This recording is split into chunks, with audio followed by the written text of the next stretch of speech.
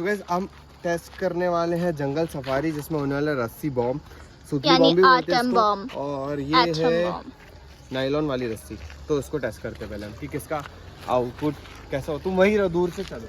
हाँ, क्योंकि मुझे डर लगता है।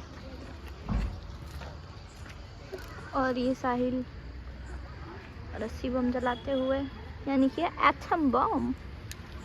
ओ भाई भाई भाई भाई, साहिल साहिल साहिल साहिल, भगो भगो भगो भगो। बहुत शानदार आउटपुट है गाइस इसका, बहुत ज़्यादा अच्छा आउटपुट है। एक बार और जला के देखते हैं।